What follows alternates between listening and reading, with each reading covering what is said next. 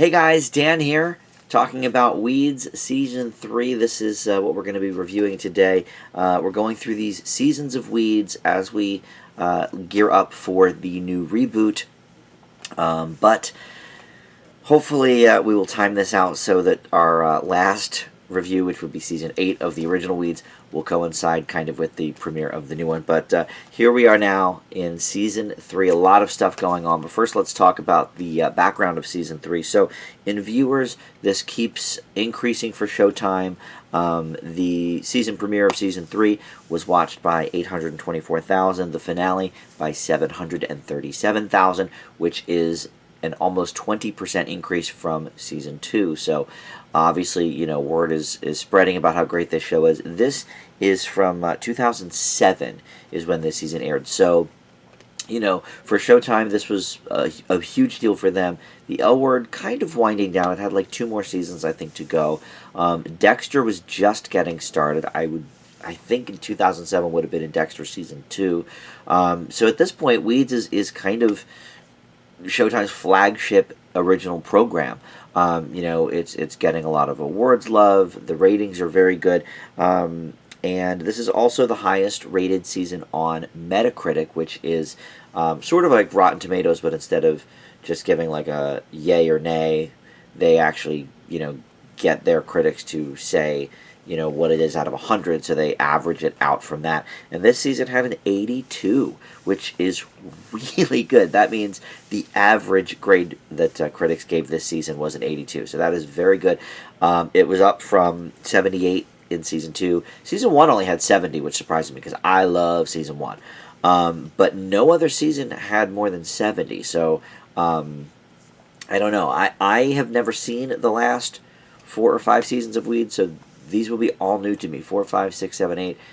Never seen any of those.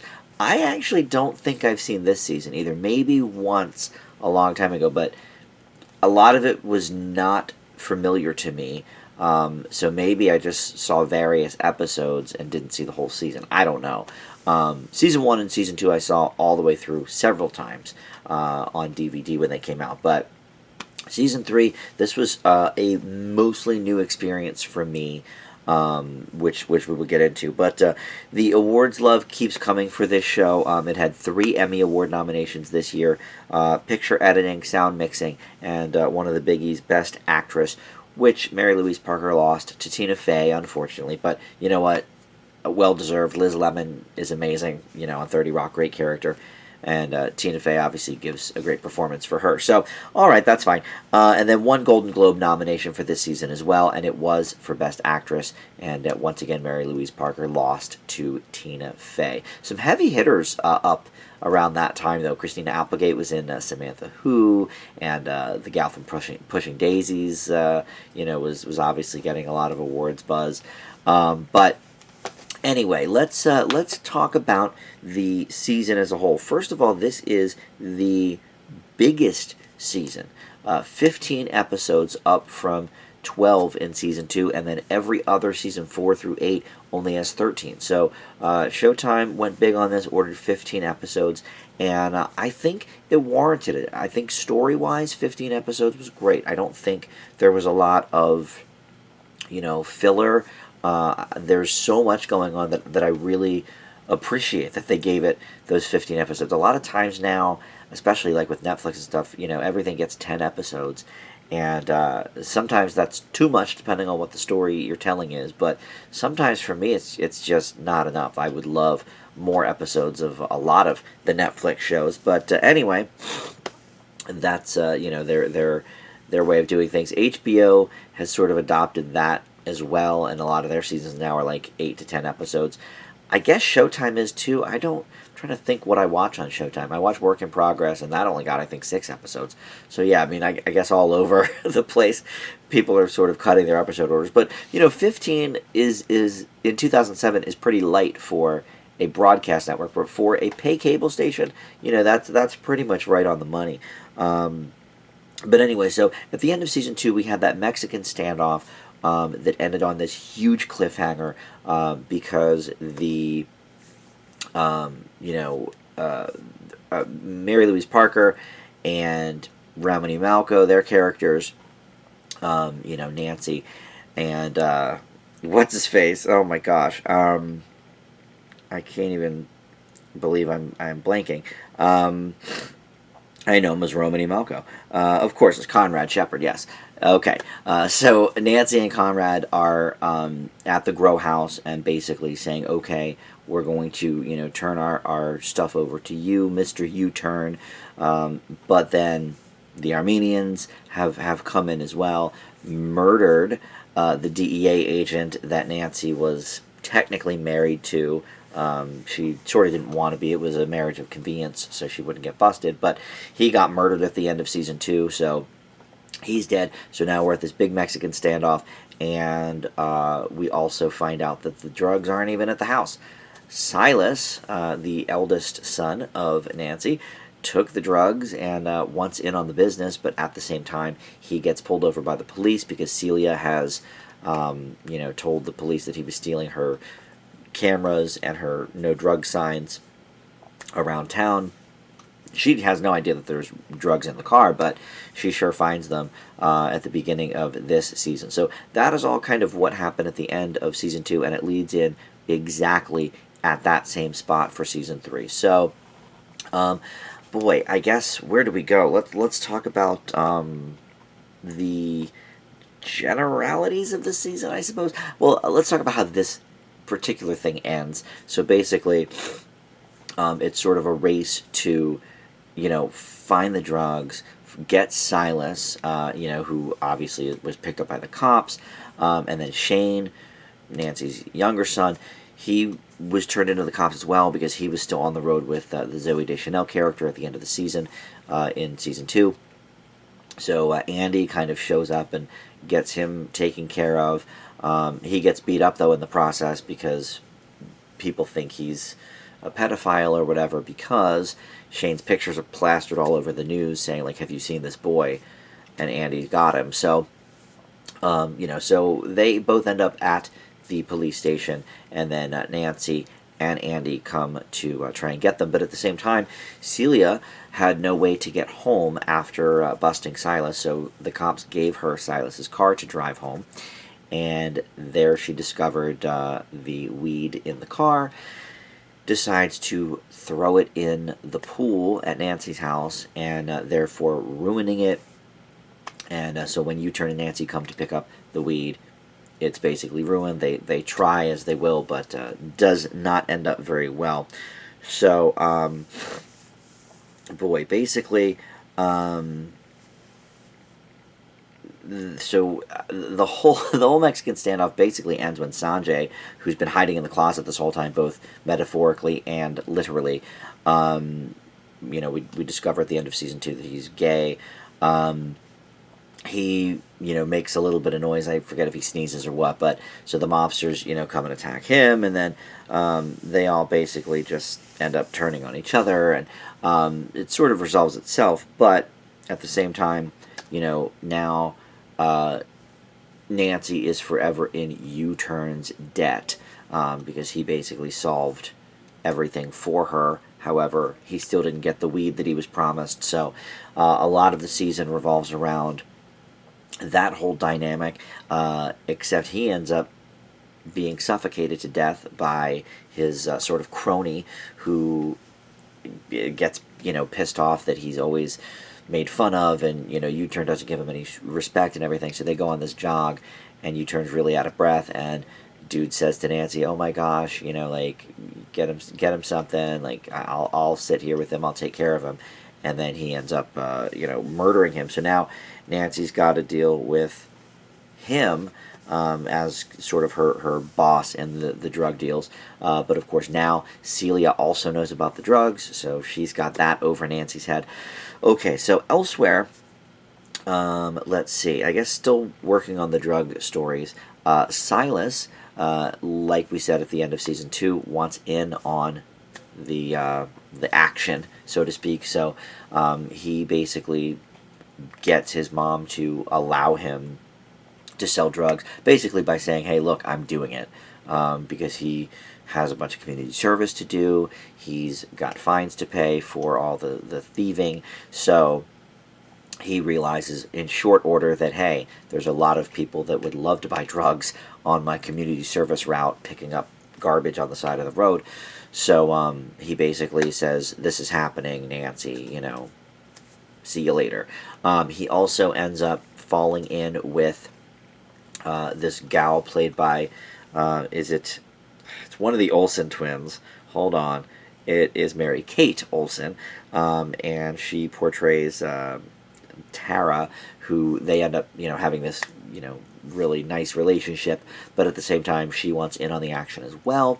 Nancy, of course, is more okay with that than her own son selling, but, that's sort of a subplot throughout the season.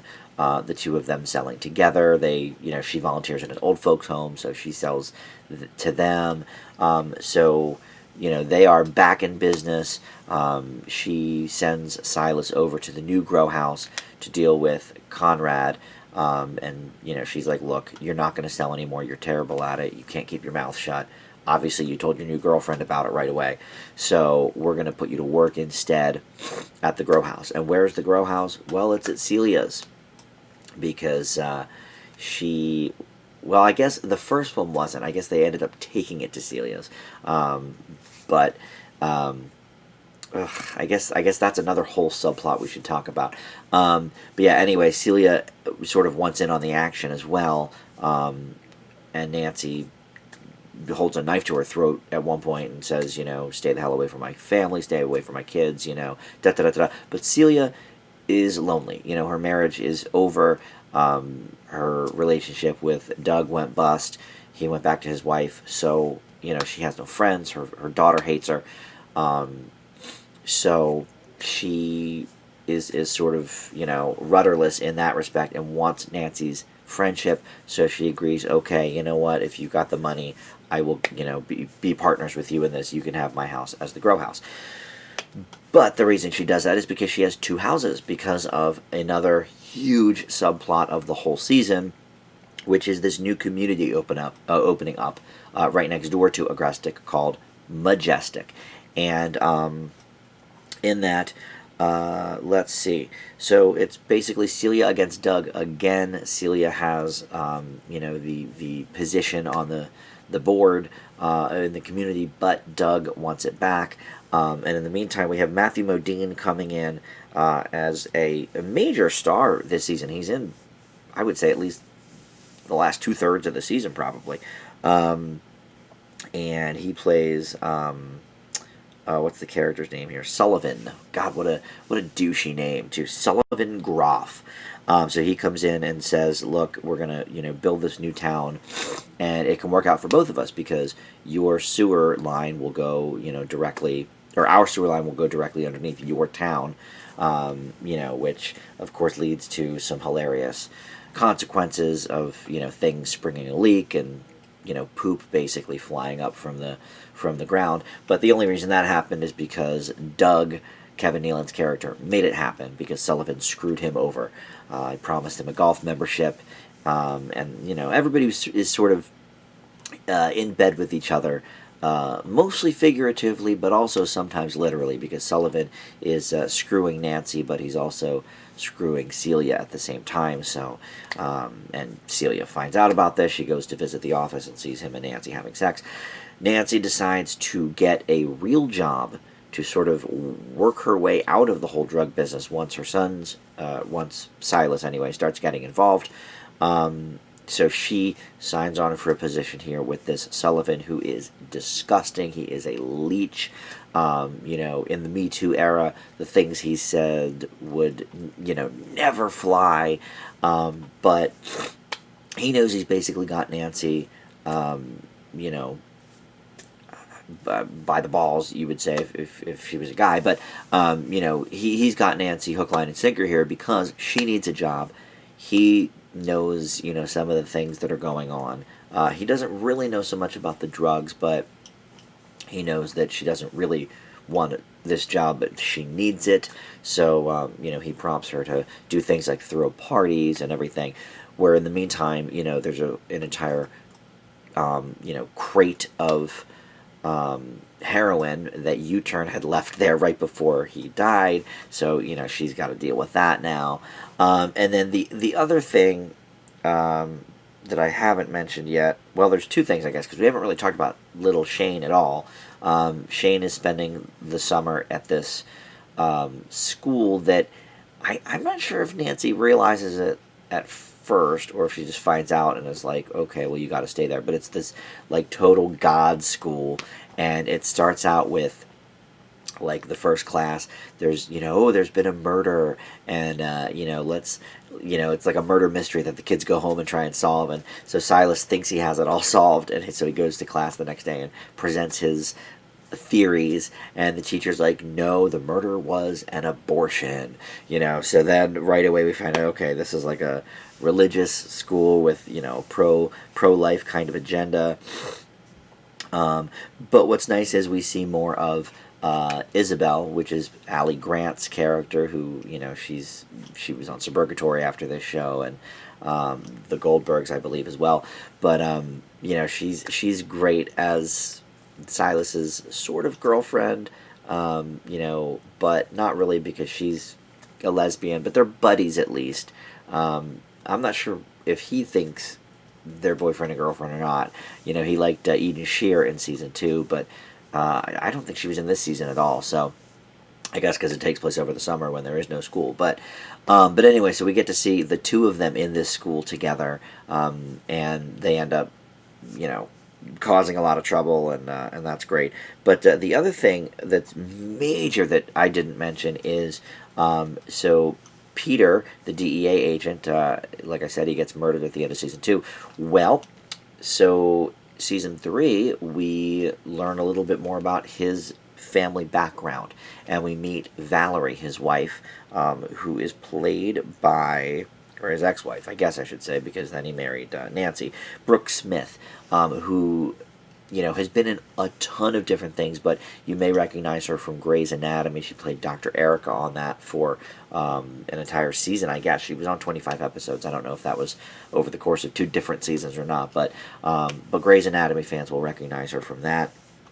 But basically, Nancy gets called into the head DEA office, and the dude starts asking questions that are, Nancy thinks, oh my god, I'm busted for selling, da da da da da. But it turns out nobody really knew what Peter was working on when he was murdered. Nobody knew about Conrad. Nobody knew about Nancy. His partner comes over to the house and tries to talk to Nancy. Hey, did Peter say about anything he was working on or whatever? No, okay, whatever. But then the major DEA agents call Nancy in, and it turns out they just want to give her her spousal, not support, but when the person dies, the money that comes with that. So she makes friends with Valerie because look, they both lost Peter. Not that Nancy really cared much, but they also are both very lonely women. Nancy doesn't really like Celia, and her kids are kind of all over the place, and Andy is doing his own thing.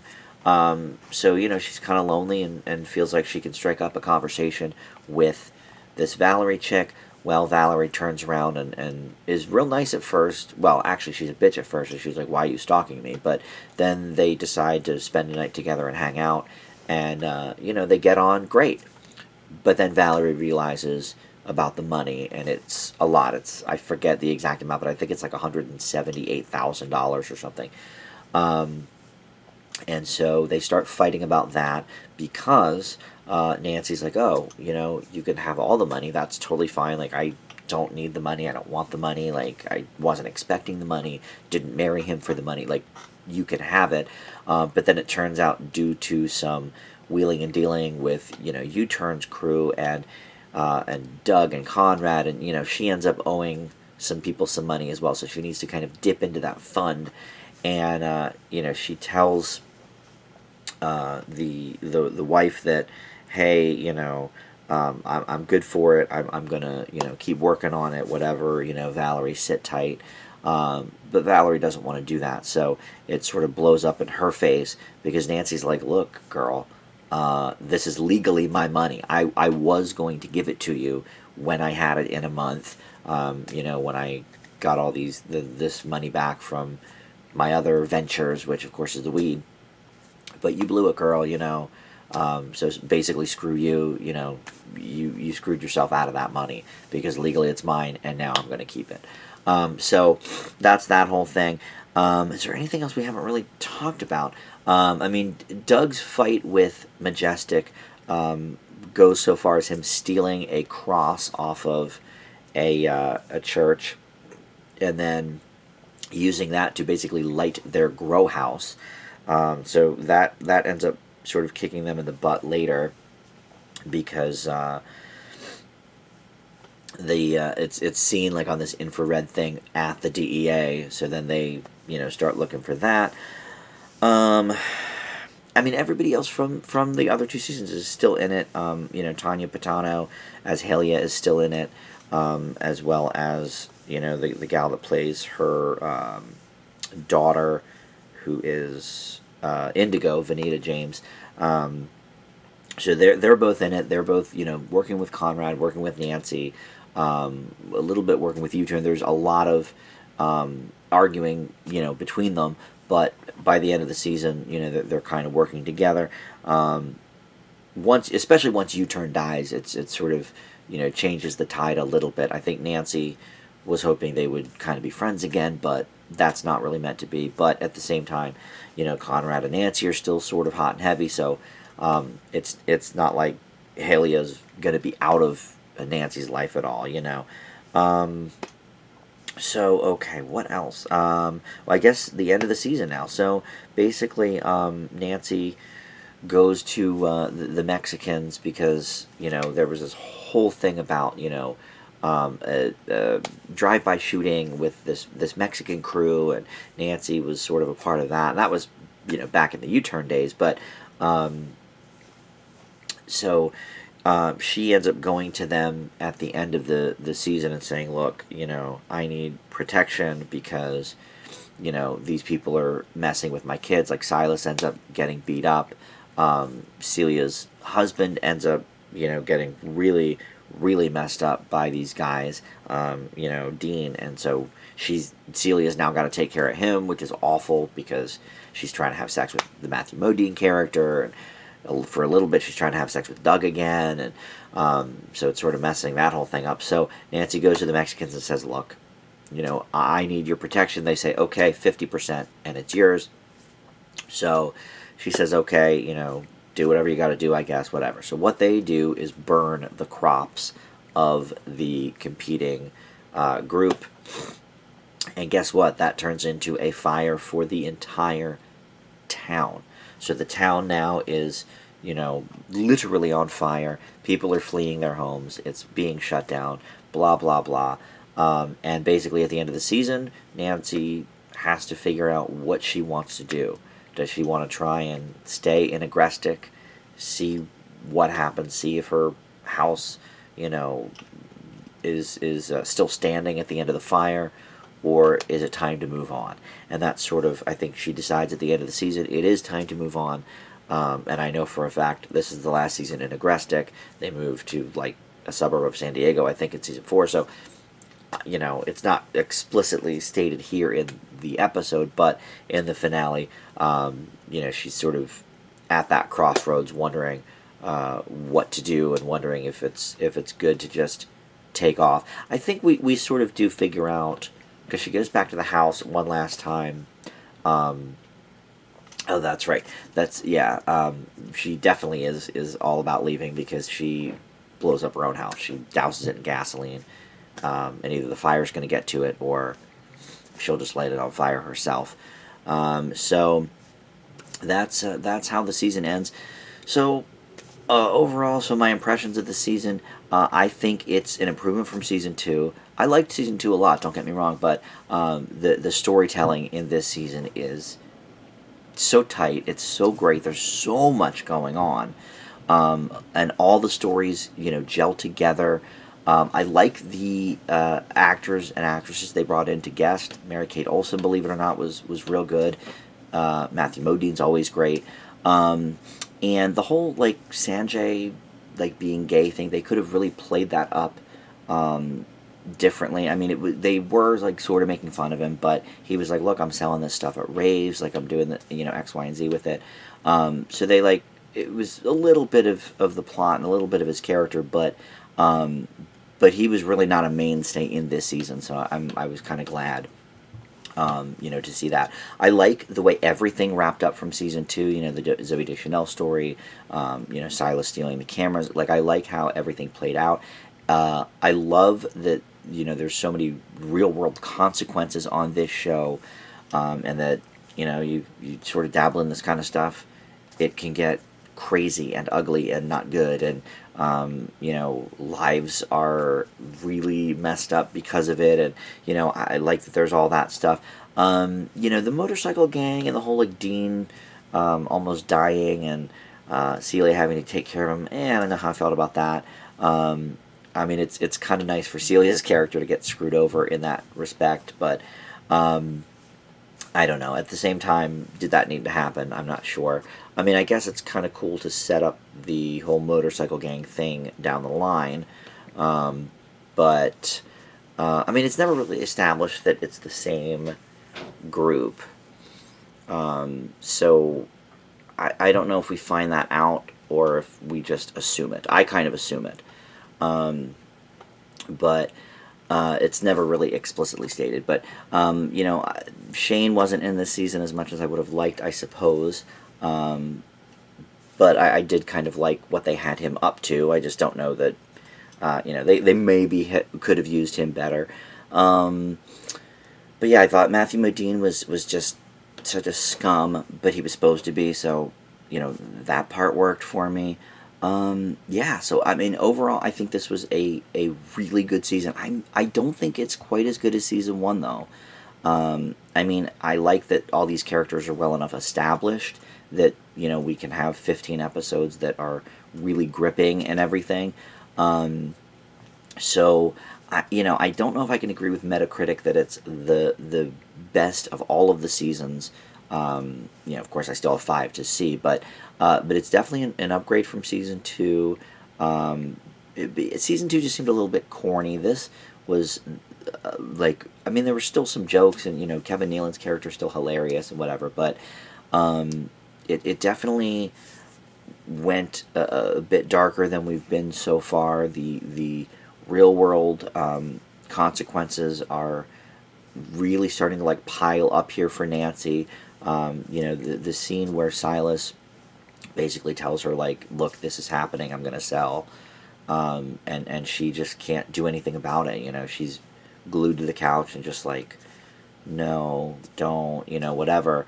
Like, that was a very powerful scene. That was great. So overall, I think it is a great season. I'm excited to see where the series goes from here when they move out of Agrestic and into a different community. I'm not sure who goes with them and who doesn't. I haven't looked at the whole, like, who's in every season. Like, I don't know if Conrad will still be with them. I assume he might go. But Celia and her crew, the Hodes family, I don't know. I don't know if they're going to continue on or not. But the writing is very sharp in this season. It's funny when it needs to be, but really like brutal and compelling most of the other times when it's not being funny. I think like the Silas stuff is kind of funny. The Doug stuff is played for laughs, but really the stuff about Nancy and surrounding Nancy is just like really dark and realistic. And I think she grows as a character and an actress. And this is definitely her best performance in a season yet is in season 3 for sure. And I would say the same probably about Silas too. I mean, I think he has developed from more of like a little punk teenager to I guess he's probably 19 or 20 in this season. He's really maturing both as a character, and I think the actor that plays him is doing a great job. And Andy as well is maturing from Justin Kirk. When he first came on the scene in season 1, I mean, he was just such a doofus and a loser, and now he's really, I mean, he still messes up all the time, and Nancy's got to kind of rein him back in, but but I think he's growing as a character too, and I think that growth is evident too. So overall, I thought it was a really, really solid season. I'm excited to see what happens as we start season 4, but I'm going to leave this one with an A minus for Weeds season 3. So that's it for now. Thanks so much for joining. We will catch you again next week for another roundup, and that'll be for season 4 of Weeds as we lead up to the big reboot coming soon. So thanks for watching, and we'll see you next time. Bye.